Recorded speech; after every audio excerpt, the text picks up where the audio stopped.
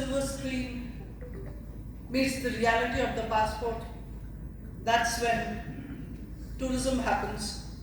Not only films, but tourism also gets a boost and economies get the much needed growth. Dr. Mehta mentioned several state governments, Government of India, Ministry of Tourism. We are thankful to the Government of Telangana for their support. We would also like to thank the Government of Meghalaya, which is also a co-state partner. So thank you all the officials from the states who are present here today.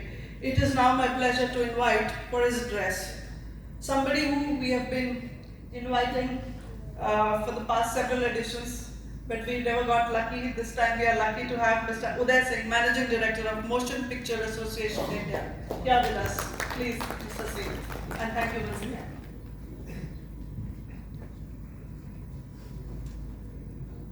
Thank you. And some of my other commitments. But good morning. When global audiences watch a film or a series, they are not only engaging with a story, they are being introduced to a place, a location. For countries that approach this strategically, film production is not simply a cultural activity. It's an economic lever. We actually released a report at Waves which talks about the gross output of this industry is about 5,14,000 crores, the media and entertainment sector. And with a contribution of about 2,77,000 crores and direct, indirect and induced jobs of about 2.6 billion supported by this industry.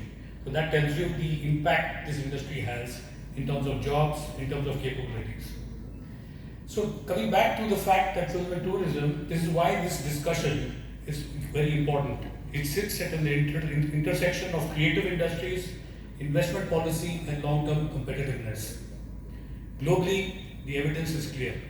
Film and television production generate a measurable multiplier effect across hospitality, aviation, transport, construction and local services.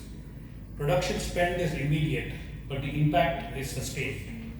As you will see, in many locations when you go, they will still talk about that film was shot there and people are actually making a livelihood out of showing those locations.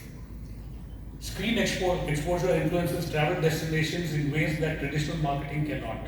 That is the reason why we've seen this situation what Yashji created with Switzerland, where suddenly people started going to a location. There's an anecdote which says that the Prime Minister actually told him to move his location because there was over-tourism in one location where he had shot his movies.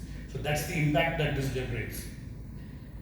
India is well positioned to benefit from this dynamic because we have a geographic diversity, as we mentioned earlier, skilled, creative and technical talent, growing infrastructure, and increasingly global recognition as a production and post-production destination. The Government of India has introduced a competitive federal incentive offering up to 40% of qualifying spend capped at approximately 3.6 billion.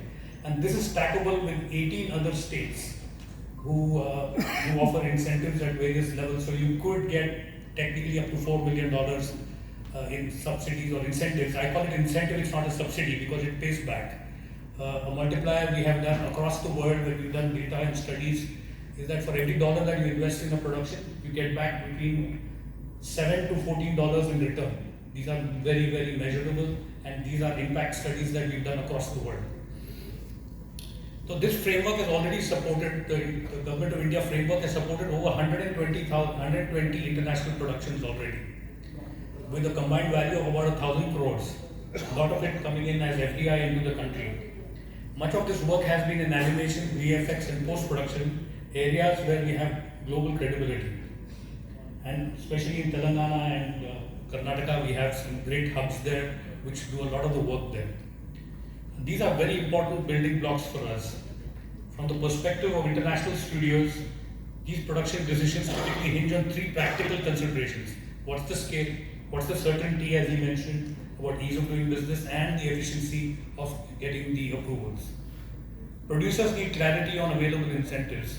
They need confidence in funding continuity and they need timely approvals. With the FFO, I think we have realized timely approvals. Most productions go very, very quickly and very smartly. So now, with that incentive on top of that, it was actually attracting, like we said, about 120 productions. But it's a very competitive world out there. Even when I'm speaking to you right now, there are countries who are actually giving out there. A last study of Allsberg put out about 100 nations offering competitive incentives. Now there is something there that they realize that they're not offering incentives just for the reason for doing it. They're getting a return out of it. So it makes good business sense and therefore it's an economic lever. Right? So producers need clarity and they need confidence and continuity and they need timely approvals. In the global environment, these factors are decisive. Here's an example. Thailand recently had the third season of HBO's The White Lotus. It was filmed with Koh Samui, generated a measurable increase in tourism demand. Bookings at featured properties rose by roughly 40%, and flight searches from key Western markets increased significantly. A single production delivered sustained visibility and economic returns. Not only that, many countries now started saying that why can't you bring the White Lotus to our country to show? So this is not anecdotal, it reflects how production and tourism now operate in tandem.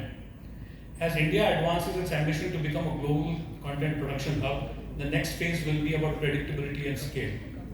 The current review of the federal incentive budget presents an opportunity to ensure that India remains competitive for larger productions that bring immediate spend and long-term tourism benefits. For high-profile projects evaluating multiple jurisdictions, clarity at the outset often determines the outcome. For states and cities, the advantages are straightforward.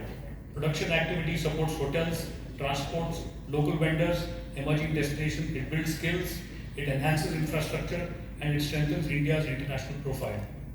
Film tourism is therefore not a short-term policy initiative, it's part of a long-term economic positioning. With continued alignment between central and state governments, industry bodies such as PHDCCI, and global production partners, India can build a sustainable model in which creative production reinforces tourism and investment growth. India had the talent and the locations. With policy stability and coordinated execution, it can consolidate its position as a preferred global production destination. Thank you.